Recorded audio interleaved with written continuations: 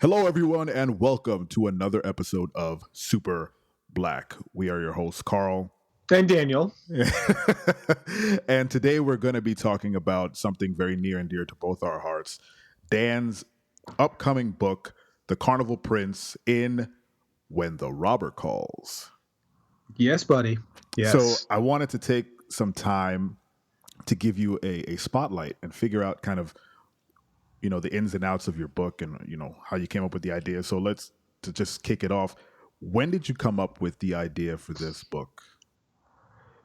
If you had to trace everything back, probably 10 years ago.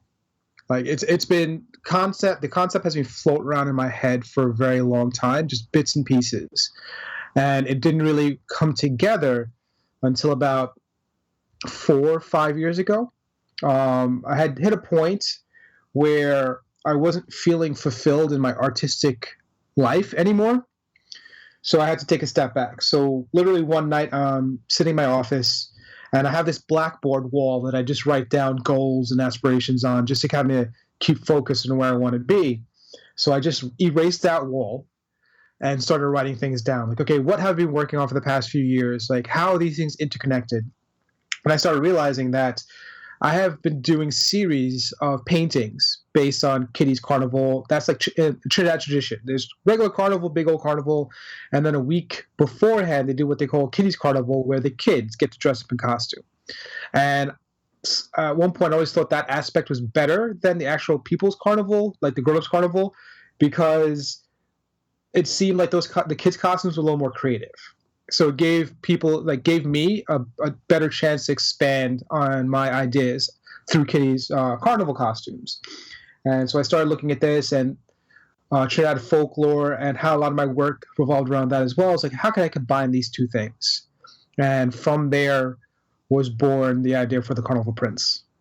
As you're formulating this idea, how did you know you were on the right track? Because you've had these kind of long periods where you were doing these paintings and kind of not necessarily piecing things together, but all the ideas were kind of flowing out of you. When did you know you had the idea set for, quote unquote, the Carnival Prince? Like when did that character take shape and become the focal point? I had to ask myself one question. So there's what they call the Carnival King and Queen in Trinidad and Tobago, right? So for me, a lot of my stories come from asking myself not so obvious questions, right? So I wanted to find out where Kitty's Carnival came from, because Carnival has a specific past, like a specific history, why it came about, like why it is what it is. But Kitty's Carnival, like when I started asking that question to like my aunts and uncles and relatives who live in Trinidad, they couldn't tell me the specific story behind it. So that left an opening for a story to be told. Right. So when I asked myself that question, I started asking other people that question. That's when the idea became cemented. I would say, here's like a little trivia that for anybody paying attention. Like the Carnival Prince, that name, no joke, came about because I was creating costumes through paintings and drawings based on old Prince, the performer, titles for his songs. Right, so that was the name of the series. Originally, it was called The Carnival Prince, and I completely just forgot about it. Right, until one day I was going through some old files on my computer, like, oh shoot, like this name for the series predates the actual Carnival Prince story by about 3 years. So apparently, like the inception happened somewhere, and it was just kind of knocking around in my brain up until this story came about. Did I answer the question? Sorry. Yes, I would say you did. So knowing what it's like to have an idea but not really know if it's viable, did you ever get to the point where you felt you needed validation for this idea? And if you did you get it? Or did you kind of push on and say, I know in my heart that this is, viable? Or was it more like, it doesn't matter if it's viable, I need to get this out? It was more of the latter. There came a point. Keep in mind, like I've never written a story before. Like I'm an illustrator, yes. So you tell stories by pictures, but it's a whole different idea to sit down and actually write a story from beginning to end. And because I tend to be obsessive compulsive, and a lot of people like me will understand that. Like when I got the idea in my head, I wanted to see this to fruition. I made a goal for myself, and I wanted to see that through, no matter how long it would have taken. Right. But of course, every once in a while, I reached out to people. Like, what do you think of this idea? Do you think this can fly? And thankfully, I got a lot of good feedback in the very beginning for the people I did speak to about the idea, right? So I just built on that, and only after my second draft, I really started going out to people and having them read the story just to see if it made sense. Because, like, once again, I never had written before. I looked up as much as I could in terms of telling the perfect story. I've been reading comic books my entire life. I dissect movies and things. So I figured I knew the basic beats, and everybody knows the hero's tale and the steps that you should follow. So I went on that bare knowledge and started building from there. You've reached the crest now. How did you know when you were done with this book, with this first book? I still don't know if I'm done or not. And this comes from a lot of conversations I've had with other artists. There comes a point you just have to put it down, let it breathe, and let it be what it is, right? Because there are always going to be ideas on how to make this story better and how to make it grow. But if I keep doing that, it's never going to be released, right? And some may chalk it up to impatience. But once again, recognizing the obsessive compulsive side that I tend to have, I realized, like, no, I need to put this down because I'm going to start nitpicking and start redoing illustrations and so on and so forth. Like, no, I need to let this be, and let it be judged for what it is right now. Like, maybe a couple months from now or a year from now, I can come up with like a redux version in terms of just editing content, and not like you're editing illustrations, but maybe like the formats, so I can release it on another like a bigger book or something like that. But the story is what it is going to be right now. What kind of platforms and formats are you going to be putting it out for people to ingest? So there's going to be a few versions. There's going to be the self-published CreateSpace version that will be released on December 5th. Then there will be the large hardcover format version, which will be released earlier next year around Carnival season. And then I'm shooting for the audiobook version to be released. And this audiobook version comes complete with voice actors, playing each character that is significant to the book, around April 12th, 14th, for Bocas Lit Fest in Trinidad and Tobago. So I want to have that in hand with me when I go to that literary festival to present to the people down there, for the kids. And there will be the Kindle version available as well. The one biggest thing for me, and I don't think taking pride is the actual saying, but this is meant to be read out loud. Yes, it's a chapter book. It's what the industry calls a middle grade chapter book, right? It's about 66 pages. Can be, but it's meant for 8 to 12-year-olds. Like, I put it out there as, if your kid wants to start reading chapter books, I suggest them reading this. It's a good jumping on point. It's not too wordy, and the illustrations, I feel, will keep pulling the kids back into the book.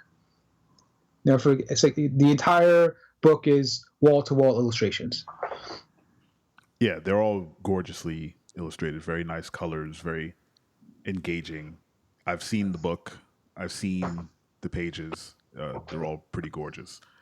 I guess my last question is, what is one thing you would like to tell audiences of the book or people waiting for the book? What do you want them to know about it before they go out and buy it?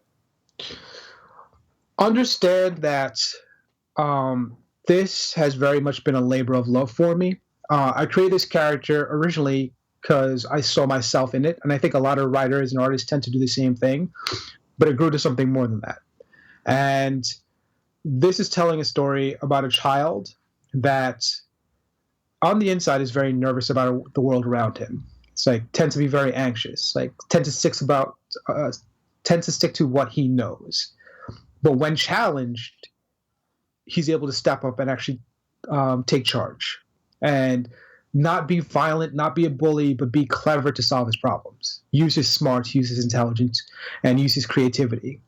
Like I purposely wanted to create a book where parents wouldn't have to turn away because the violence, because the way these characters choose to solve their problems. Like yes, you have the antagonist that is a bully, but the main characters rise above that and solve the problem without having to hurt the other character. And given our conversation about the Punisher, which you can hear in another episode, it's very refreshing to know that there are still stories. Of course, there are still stories where you don't have to gun down people to solve a problem. We need more of that today. Exactly. So we need to reinforce that you can be smart about a situation as opposed to being reactive to a problem. Yeah. Instead of throwing a fist or throwing a tantrum, there's better ways to solve problems. And one thing that I would like to throw in is that the reason Super Black was created was, and I've said this before, it was because growing up I didn't have characters that I could relate to. I would look out into the world and see, the Wolverines and the Batman and the Superman, those type of characters, and I would latch on to the ones that I thought were coolest, but none of them actually looked like me. So it's nice to see that there is like a Trinidadian character being formed here by a person that I know and respect, and putting it out there in the world for children to, have that. It's very important that we continually create characters that all different cultures can latch onto and identify with and grow up with, basically. So I applaud you for moving in that direction. It's very. Thank you. I wish there was this type of character was around when I was little, because I know my mother would have bought that book and we would have read it every night. It would have been like a thing. I everything you just said is pretty much everything that I've been thinking as well. This is very much for anybody that's familiar with the industry. This is very much an own voices interpretation of a story. Was born in Trinidad. Yes, I spent the majority of my life in the United States, but the folklore culture and the carnival culture resonate so much with me. Like carnival runs in my family's blood. My dad is down there every year, so is my mom, and they're taking part of that culture. And anytime that I can find anything anything representing folklore in the islands, not even Trinidad, but just the islands in general, I ate that up. It was always fun seeing these brown mixed characters come to life. And I hope to do the same thing. I hope when somebody picks up this book, they'll be seeing themselves in it, as opposed to having a picture. I can't. Sorry, I just kind of got lost in that thought for a second. But like, I want kids like me or kids like to see themselves and enjoy that a lot more, and not having to remove themselves from that thought or remove themselves from that character and be delegated to being the sidekick, right? Yeah. I want them to see themselves in the main character. Awesome. So Dan, tell everybody about the launch of this book on December 5th, 2017. From 7 p.m. to 9 p.m. I would love anybody listening to this to come support the launch of the book.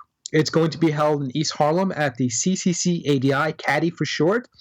That is the Caribbean Cultural Center, African Diaspora Institute. It is this beautiful, old, refurbished firehouse from way back in the 1900s.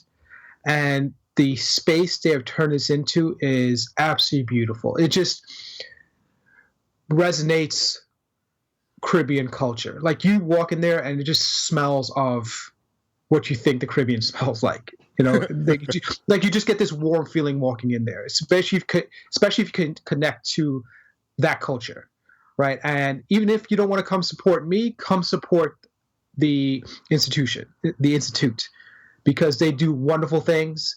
I just found out this past Friday that they support a couple of dance troupes in the Bronx. Right, they have their hands in just about everything worth your while in terms of art. So once again, come join me.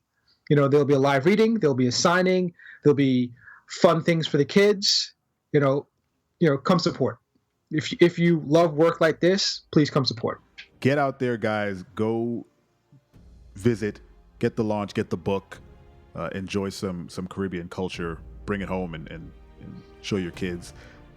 You can follow us all on Instagram and Twitter. We're all there. But mostly come back to superblack.co for more superhero talk, cultural characters, and ridiculous nerd talk with Dan and I. Thank you for listening. We're done here, people. Full stop. Sweet.